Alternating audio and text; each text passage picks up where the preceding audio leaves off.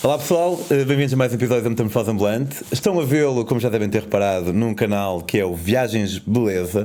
Não está no Maluco Beleza, portanto olhem para o canalzinho em baixo e por favor subscrevam.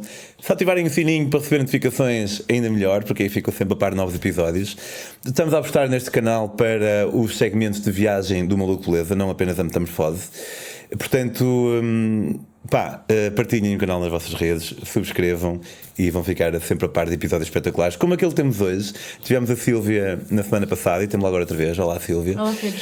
A Sílvia na semana passada falou-nos de como se iniciou nestes... Se calhar como pôde, se me permite biologia, se calhar como pôde explorar as suas tendências de boa pessoa, que já percebi ser.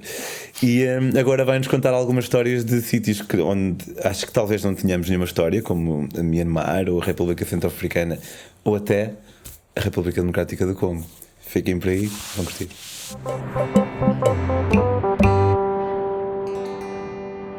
Olá Sílvia, prazer ter-te de novo. Então, tu semana passada tu contaste-nos como foste para o Peru e iniciaste aí um bocadinho nesse mundo do bem. Achas-te boa pessoa? Acho. Uma pergunta assim um bocado de lado. Acho-me boa pessoa, sim. Ok, ainda bem. Não significa que não tenha um lado dark, como toda a gente tem. Mas sim, acho que sim. Ou pelo menos exploro o meu lado bom, por assim dizer. Sabes que eu tenho uma cena com ser-se boa pessoa que me perturba, que eu chamo o paradoxo do quarto vazio. Que eu acho que... Eu também não conheço porque não existe. Foi eu que inventei. Ok. Que é... Interessante. Eu acho que... Eu vivo numa casa. Uhum. E eu tenho um quarto vazio em casa. Ok. Por acaso, neste precisamente não tenho, mas geralmente tenho. E eu acho... Eu sou um bocado radical nisto. Atenção. Se tu tiveres um quarto vazio, eu não vou dizer, és má pessoa, porque eu não julgo os outros. Eu tenho a minha definição e eu uso para mim próprio. Eu acho que enquanto eu tiver um quarto vazio, eu não posso ser uma boa pessoa. Porque há pessoas que não têm quarto nenhum e eu não posso ter um quarto vazio. É muito interessante. Percebes? Percebo perfeitamente. Por exemplo, para mim a ideia de ter-se duas casas também é... Eu acho que nunca vou ter duas... Um quarto vazio vou até aí. Mas ter duas casas também nunca vou ter duas casas, porque... se há pessoas que não têm dinheiro para ter uma casa, eu tenho duas. Depende do que usares as casas para fazer. Faria sentido ou se usasse mesmo muito a casa. Ou, por exemplo, sei lá, tem uns tios que têm uma casa no Frador e eles usam aquilo para meio... O Frador pré-Dovar usam aquilo para meio ano por ano. Pronto, ok, realmente não uso aquilo. Mas ter um sítio que está a maior parte do tempo fechado, quando há pessoas que não têm sítio verdade. nenhum... Sim. Portanto, eu penso que da mesma maneira que há o conceito de pegada ecológica e que tu podes compensar uma coisa com outra, por exemplo, se tu andas muito de avião, depois no resto da tua vida tentas ter atos mais ecológicos, carne, por exemplo. Na pegada da vida eu tenho um bocado essa ideia e sem julgamento, porque é algo muito pessoal, mas eu sempre senti, se calhar também vem um bocado da minha formação cristã, católica, dos escoteiros e do percurso de vida. Eu sempre senti que quem tem sorte na vida de ter nascido num país desenvolvido, de ter justiça, de viver em liberdade, de ter uma família que mal ou bem provê as necessidades e uma infância feliz, e depois tem oportunidades na vida de estudar, de viajar, de trabalhar, de ter um salário, tem uma certa obrigação moral de retribuir ao mundo a sorte que teve. E eu sempre senti isso de uma maneira um bocado forte e só consegui realizá-lo completamente quando descobri esta carreira no trabalho humanitário, que foi quando eu consegui realmente viver a minha vida, porque eu continuei a viajar. Aliás, ainda viajei mais, porque depois tinha um salário que era muito bom comparado com o que eu ganhava como arquiteta em Portugal. Então eu podia ajudar pessoas que realmente precisavam, porque são sempre pessoas afetadas pela guerra, que não têm nada, que vivem em situações que nós nem sequer conseguimos conceber. E eu estava a desenvolver a minha profissão, porque eu estava a fazer projetos de construção, de água e saneamento. Portanto, estava a fazer currículo, a ajudar pessoas e a ganhar um salário que me permitia depois viajar.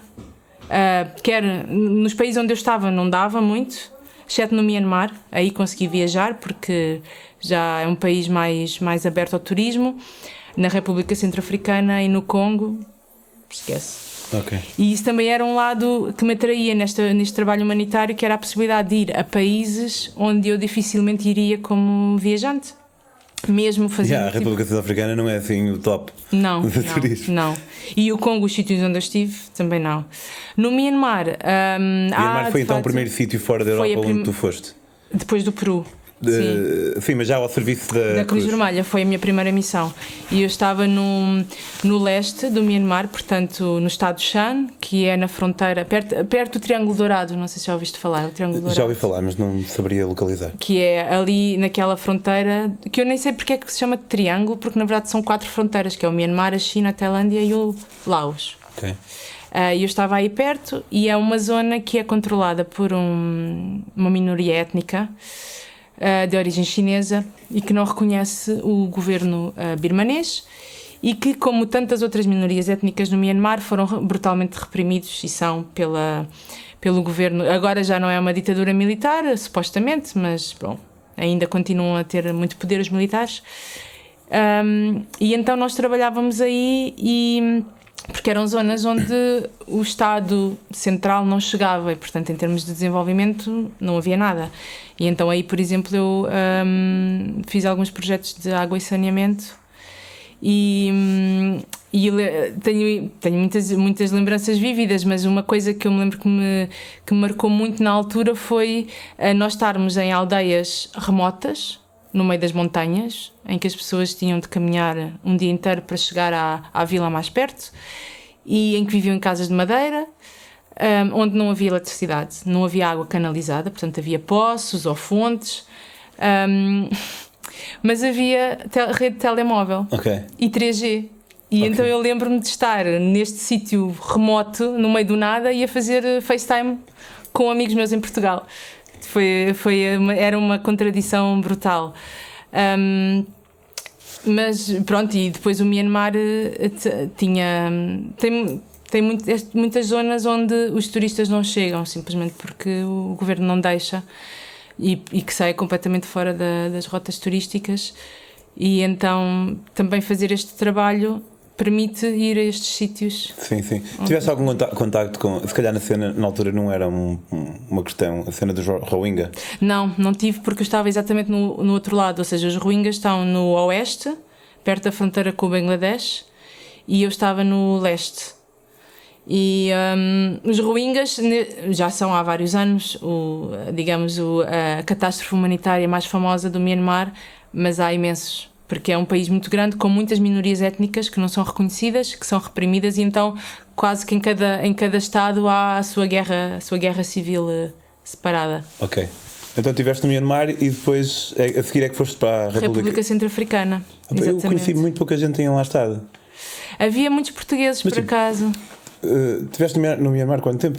No Myanmar 1 ano. E era para ser 1 ano ou...? É assim, normalmente as missões da Cruz Vermelha são 1 ano, regra geral, depois há exceções. E então eu quando fui, ao princípio era só 7 meses o contrato, mas a perspectiva já era de depois, se tudo corresse bem, de prolongar. Estava dependente do orçamento, então depois prolonguei e acabei por ficar 1 ano. E estás lá e eles dizem, agora tens que ir para o outro lado, escolhe ou eles é que escolhem por ti? Não, eles é que escolhem por ti. Ao princípio tu não escolhes. Depois podes começar a exprimir alguma vontade do género, gostava mais de ir para ali, eu gostava mais de ir para ali, mas ao princípio tu não escolhes. Mas quando eu estava no Myanmar, ainda estava a meio da missão, há 6 meses, 7 meses, e eles propuseram-me ir para a República Centro-Africana, para Bangui, para a capital. E qual foi a tua reação? Foi contraditória, porque por um lado eu queria muito ir para a África, porque eu tinha esta cena de queria ir para a África com a Cruz Vermelha. E então Bangui era a primeira oportunidade de ir para a África, e eu sabia que Bangui era um dos contextos, é um dos contextos mais difíceis da Cruz Vermelha. Há assim uns quantos, que é o Sudão do Sul, o Congo, República Centro-Africana, a Síria, Somália, a Síria, o Iraque, Iémen. O Iémen, são tipo assim os... E há lá pessoal no Iémen? Deve ser bem interessante. Deve ser super interessante, é verdade. E a Nigéria também, por causa do Boko Haram e não sei o quê. Digamos que são assim os big. Big Five. Nós, em África era Nigéria, Congo, República Centro-Africana, Sudão do Sul e Somália, é a Big Five. O Congo é RDC, não o... RDC, sim, exato. Exatamente. Então tu sabes que vais para a República Para Bangui, e eu sabia que ia ser um contexto clássico de, portanto, que vai ser super operacional, com muitas coisas a acontecer. Em termos de segurança vai ser um desafio, porque aquilo está em ebulição, se bem que a capital era protegida porque tinha as forças da ONU, os capacetes azuis, mas nos bairros à volta havia sempre problemas. E então era a clássica situação em que tu ias fazer um trabalho que fazia bem sentido. Só que a missão que eles me propuseram era uma seca. Porque eu não ia trabalhar com as pessoas, com os beneficiários, como nós chamamos, ia trabalhar nas infraestruturas da Cruz Vermelha, ou seja, construir armazéns, escritórios, sobretudo isso, armazéns e escritórios. E então não ia ter contacto com as pessoas. E então isso não me agradou nada e eu recusei. Que na altura até foi assim um bocadinho ousado, na segunda missão já estar com cara armada ao pingarelho, e eu recusei, disse não queria. E passado um mês eles voltaram e fizeram um alto choradinho, provavelmente não encontraram mais ninguém para ir para lá, para fazer aquele trabalho, e então eu pensei, bom, Sílvia, não vai ser a missão que tu queres em termos de trabalho, mas vai estar em África, que era o que eu queria. Então eu disse, ok, eu vou, na condição de que na próxima missão a seguir vocês dão-me exatamente aquilo que eu quero, senão eu baso. E pronto, e fui. E a verdade é que o trabalho não foi assim uma coisa super estimulante, mas também foi bem interessante, porque eu trabalhava com empreiteiros centro-africanos, trabalhava com os meus colegas centro-africanos. Estavas em Bangui mesmo? Em Bangui mesmo. E depois, como nós tínhamos escritórios, agora já não sei, mas na altura pelo menos tínhamos escritórios em mais 3 vilas na RCA, portanto mesmo no meio do mato, mesmo onde havia os confrontos mais acesos, eu tive a oportunidade também de ir lá, porque também estávamos a construir armazéns lá, e foi numa dessas vezes que eu fui à vila de Cagabandoro, que é uma vila perdida lá no meio da selva, e que tinha havido confrontos entre os dois lados da guerra civil, que são os sedentários, os agricultores e os nómadas, que se disputam, as fações que disputam o território. Depois tornou-se religiosa, portanto cristãos contra muçulmanos, mas na origem é étnico-territorial o conflito. E tinha havido confrontos nesta vila, e então muitas pessoas tinham fugido e tinham ido instalar-se ao pé não é do aeroporto, porque aquilo não é um aeroporto, mas da pista de aterragem. É mesmo aeródromo, é puxar. Era uma pista de aterragem. Não tinha edifício nenhum, nada. E as pessoas instalaram-se lá, então a ONU, que também estava lá, criou um campo de deslocados, que era suposto ser temporário, e já lá vão não sei quantos anos, ainda lá estão. E então eu tinha ido lá para seguir as obras de um armazém que nós estávamos a construir lá ao pé do escritório, e aí era o fim de semana do 1º de maio, que ia ser fim de semana prolongado. E então eu fui quarta-feira e ia de avião, no avião da Cruz Vermelha, porque na República Centro-Africana não há voos comerciais. Tipo uma avioneta? Uma avionetazinha da Cruz Vermelha mesmo, nós chamamos o RED. Deve ser altamente. Consegues ver para baixo? Consegues. Aquilo no fundo é um autocarro que anda um bocadinho mais acima, porque é pequenino, abana todo, até tens náusea. Estou-te a imaginar, parece um filme mesmo. Até estou um bocado em inveja. Tipo África Minha, estás a ver? Exatamente. Não, lá está, são este tipo de experiências que tu tens. Exatamente. E então eu ia na quarta e voltava na sexta para Bangui, porque depois era o fim de semana prolongado e ia haver uma mega festa numa casa das Nações Unidas, com piscina, não sei o quê, aquelas cenas mesmo atípica, expatriado, bolha de expatriado. E apesar de eu não ser muito desse ambiente, mas pronto, estava a contar essa festa, só que o destino, mais uma vez, não quis. E o que aconteceu? Na sexta-feira, quando eu estava na pista de aterragem à espera do avião, que só me vinha buscar a mim, o avião sobrevoa, mas entretanto as pessoas do campo de deslocados invadem a pista. Porque já naquela altura a população local estava muito descontente com a atuação dos capacetes azuis e hoje em dia ainda continua a contestação, já lá vão uns anitos. E então o que é que eles fizeram? Invadiram a pista porque eles sabiam que a pista era a rota de entrada e saída das organizações humanitárias. E portanto eles invadiram a pista e os aviões não podendo aterrar nem descolar, ia afetar imenso, ia chamar muita atenção e eles iam ganhar visibilidade. Então eles ocuparam a pista, o avião lá a sobrevoar, 2 voltas, basou. E a Silvia fica cá em baixo, no meio do pessoal todo. E no dia seguinte... Não tiveste medo porque se eles estavam a protestar...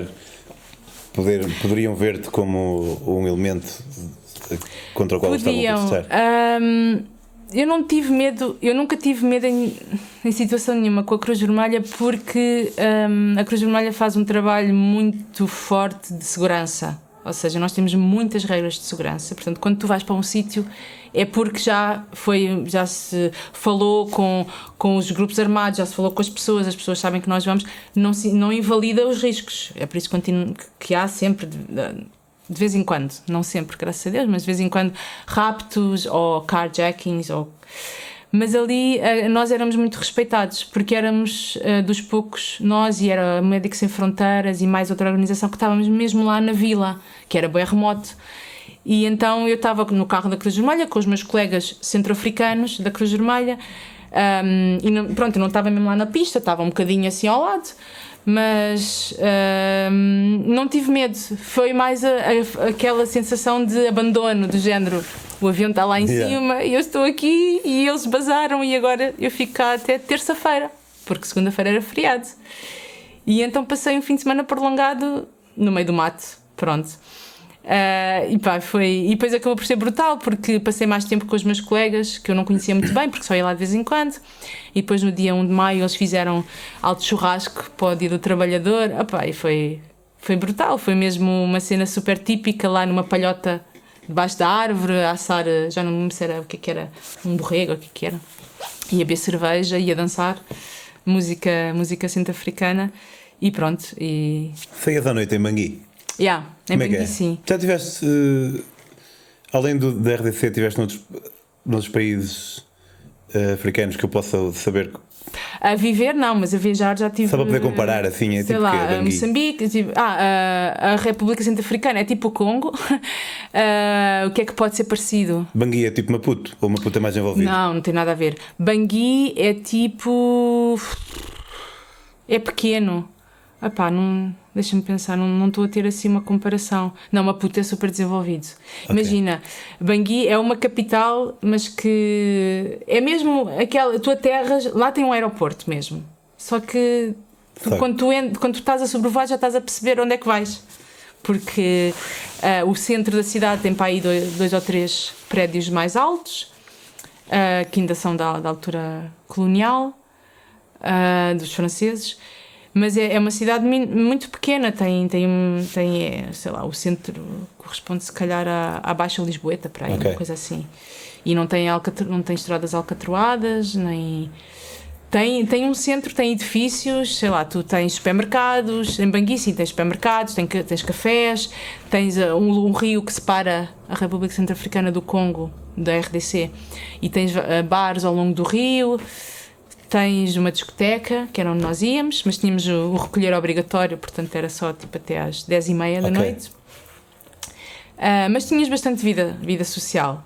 Só que era uma vida social entre expatriados. Pois. Porque não havia misturas. Por causa, em termos de segurança, nós tínhamos uns bairros definidos onde nós podíamos circular. Tínhamos rádio nos carros, tínhamos sempre de fazer o contacto de rádio quando saíamos de qualquer sítio, a dizer quem é que ia no carro e para onde é que ia, e depois quando chegávamos tínhamos de fazer o contacto de rádio. Mesmo sem isso, é muito normal, eu quando estava em África, sempre que via um branco, não sempre, mas quase sempre, ele dava-se com outros brancos.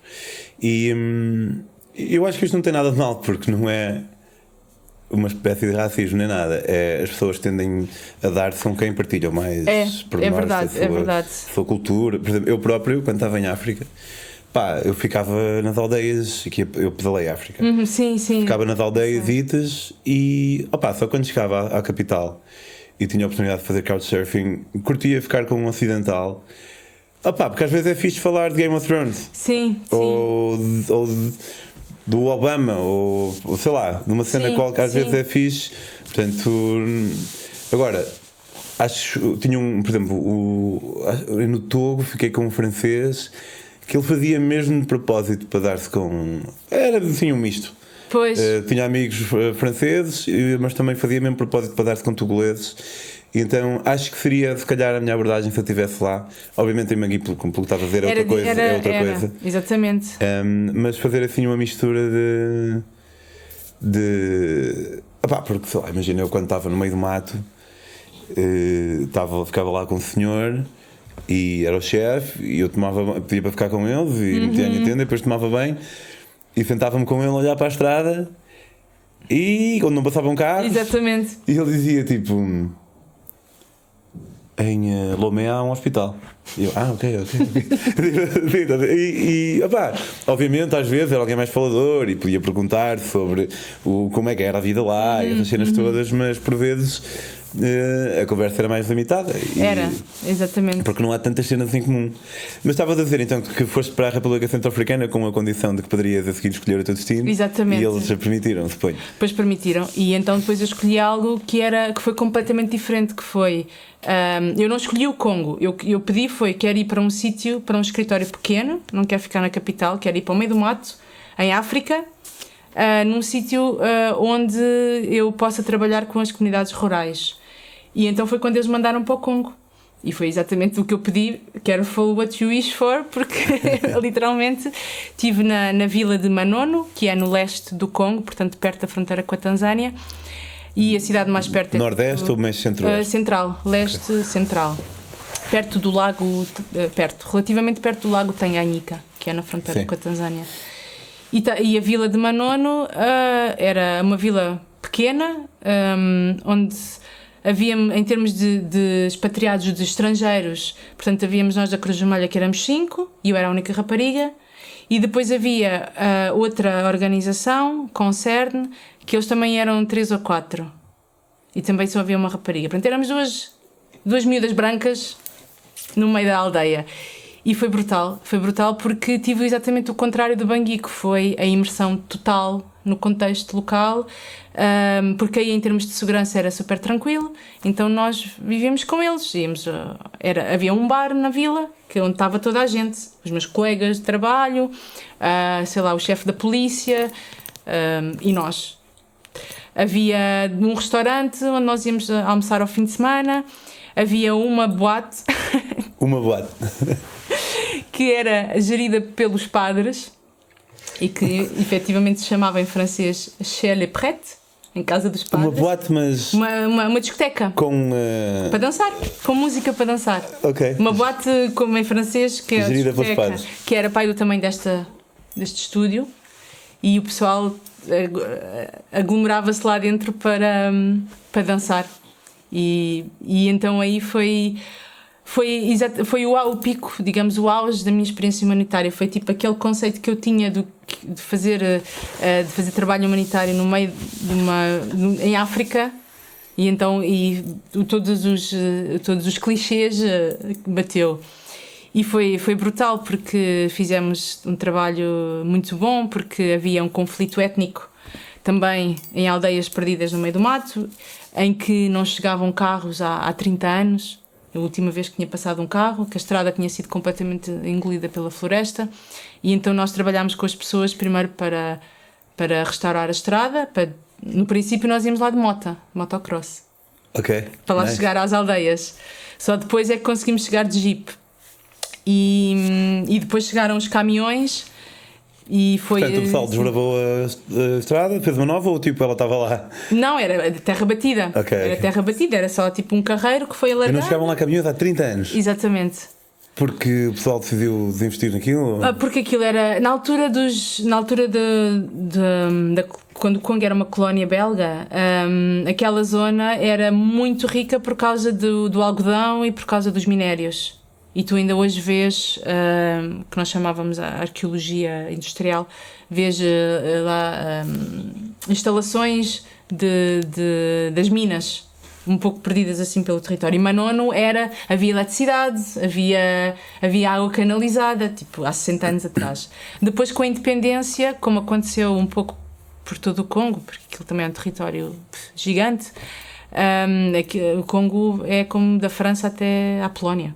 Sim, portanto, é um país. E então as estruturas ficaram completamente ao abandono, porque o Estado não chega, o Estado não existe. O Congo existe em Kinshasa e nas grandes cidades, um pouco pelo país, mas depois quando tu sais das cidades e vais para as aldeias não existe Estado. E então são as organizações humanitárias e as ONGs locais que um pouco substituem o Estado para levar cuidados de saúde, educação. E nós, no nosso caso, o meu trabalho era fornecimento de água, portanto construímos poços lá no meio das aldeias. Mas pronto, foi todo esse processo de chegar lá, de mota, falar com as pessoas. Depois foi muito engraçado porque eles lá falam o Swahili, e eu adoro, é a minha língua preferida. E então eu aprendi um bocadinho e ao final de um ano... uma palavra, muzungu. Exato. É o que nós somos. Exato, é um branco. Nós somos. Exatamente, era o que eu era. E era o que tu ouvias toda a hora, se calhar. Não sei, porque eu em África chamava-me branco, sem exagero, 40 vezes por dia. Sim. Eu passava a pedalar e falava, hey, white boy. Na aldeia lá em Manono eu ia a pé, porque eu gostava de ir a pé do escritório para casa, então era sempre, eu ia a passar, Muzungu, Muzungu, Jambo, Muzungu, tipo as criancinhas. Era muita visibilidade, tipo, não havia anonimato. Sim, as pessoas não nos deixam esquecer que não somos lá. Não. Não é por mal, não é tipo... aqui se fosse ao contrário, se alguém visse um africano e dissesse a mesma coisa, era super mal visto, obviamente. Mesmo. Lá não. Mas lá é tipo, hey white man, ele blá, branco peralé, ninguém sabe, chamaram-me boé. Sim, as crianças, nessas aldeias, as crianças pequenas não, mas os bebés choravam quando eu me aproximava. Eu nunca consegui, um ano que eu estive no Congo, eu não consegui pegar num bebé ao colo, precisamente porque eles começavam a chorar baberranho quando me viam, porque nunca tinham visto um branco. E conheceste pigmeus lá? Conheci. Como é que... Eu tenho a ideia que os pigmeus não existem, que são um mito. Não, existem. Na República Centro-Africana também. Eu estou a brincar um bocado, mas a verdade é tipo, são mesmo pequeninos. São mesmo pequeninos. E é uma cena brutal, porque eles são pequeninos e magrinhos e tipo, são bem neutros em termos de expressão. Eles não são expressivos a falar. Ou seja, tu não consegues perceber se eles estão chateados ou não. Eles podem estar a dizer qualquer coisa, sobretudo se tu não percebes a língua e depois estás à espera da tradução, não é? Porque eu tinha os meus colegas que traduziam. Eu não conseguia perceber se eles estavam chateados ou não. E então depois até houve um dia que, por coincidência, conhecemos um senhor de guerra que era procurado pelo exército. Um Warlord. E eu já o conhecia de reputação, porque nós trabalhávamos ali e nós trabalhávamos com os vestígios da guerra que ele andava a fazer com o exército. Pronto. E ele tinha boa fama e toda a gente tinha boa medo dele. E era pigmeu. Ele era pigmeu. E calhou num dia em que nós andávamos naquelas aldeias porque íamos construir os poços e ele estava escondido, estava em fuga do exército e estava lá. E então nós, antes de chegarmos à aldeia, encontramos pigmeus pelo caminho que nos dizem, o senhor, eu já não lembro do nome dele, mas pronto, se calhar também é melhor não dizer para o caso de alguém estar a ouvir. Ele está lá na aldeia e nós ficamos... Tipo, por um lado era aquela cena de vamos conhecê-lo e isto para nós era super importante porque podíamos chegar à fala com ele e imagina, se ele nos autorizasse a trabalhar naquelas aldeias e noutras aldeias nós tínhamos acesso, não é? Porque ele era tipo o chefe dos pigmeus. Mas ao mesmo tempo também era aquela cena esta pessoa andou a decapitar pessoas e a pendurar pessoas em árvores e tipo cenas muito agressivas. E depois chegamos lá e o gajo era tipo, chegava-me ao ombro e usava um chapéu de cowboy e tinha tipo uma t-shirt e uns calções e estava descalço e tu pensavas, esta é a pessoa mais temida da região. Que cena. Foi. E ele tipo quase não falava. Tenho. Depois eu mando-te. Okay. Tenho. Foi uma cena brutal. Foi uma cena assim mesmo fora do mundo. Tirámos uma fotografia com ele e tudo. E pronto, e depois disso ele basou e já não voltámos, nunca mais o vimos. E depois entretanto ouvimos que ele tinha fugido ainda mais para dentro da floresta porque porque andava em fuga do exército, porque ele era tipo um perseguido, sim. um procurado. Mas essa foi assim uma cena. Foi uma cena muito. Porque nesse sítio do Congo as pessoas vivem como há 30 mil anos, não sei, na altura das cavernas, quase, sabes? Sim, É sim. mesmo. Por um lado tens sei lá, coisas de plástico, tens motas, não é? Que passam, portanto, há uma atualidade que chega, mas o estilo de vida das pessoas ficou inalterável desde há. E tu vês não só a pobreza extrema, que eu nunca tinha visto, pobreza como eu nunca tinha visto. Mas viste miséria, porque eu quando estava em África eu percebi que uma coisa é pobreza, outra coisa é miséria. Aí vi. Ok. Na maior parte dos sítios não vi. Por exemplo, no Myanmar, eu lembro, no Myanmar, lá está, não tinham água canalizada, não tinham eletricidade, mas ninguém passava fome. Pois. Porque eles tinham os campos e ninguém estava sujo, portanto não havia miséria. No Congo, aí nessa zona, sobretudo nas aldeias dos pigmeus, é pá, assim, tipo, imagina, eles bebiam água de poças, de lama, era onde eles bebiam água. E... Também eram baixinhos e chegavam lá mais perto. Sim. Ok, olha, Silvia, muito obrigado. Pá, gostei muito de ti. Tens uma maneira muito fixe de navegar aqui por Obrigado estas, pelo convite. por estas narrativas. Tu tens uma página do Instagram assim de cenas de viagens ou é mais pessoal? Não, por acaso não tenho Instagram, sou um bocado ainda old school, tenho Ok. Facebook, não sei se isso... Mas se calhar tens uma conta pessoal do Facebook, não? Tenho. Portanto, olha, vão ficar a ver navios. Muito obrigado por teres vindo. Sorry. Pessoal, aí em casa, já vos falei do novo canal do Viagens Beleza. Por favor, subscrevam e ativem as notificações. Se quiserem apoiar este grande projeto, que agora, pá, durante a pandemia vacilou um bocadinho, mas pá, queremos voltar assim com força, queremos que este canal tenha sucesso. O que vocês podem fazer é apoiar a Metamorfose, podem fazê-la no Patreon, começam com os meros 2€ por mês, que são 3 cafés, não é grande coisa. Podem fazê-lo em patreon.com/metamorfoseambulante. Uma maneira de apoiar a Metamorfose também é comprando os meus livros, podem fazê-lo em daquiali.com. E se quiserem seguir as minhas aventuras, estive na Arábia Saudita aqui há uns meses, e no Egito e nos Emirados. Podem seguir também o resto das minhas aventuras no meu Instagram, em Pedro on the Road. Vemo-nos para a semana. Tchau, tchau. Obrigado, Silvia. Obrigada, Pedro.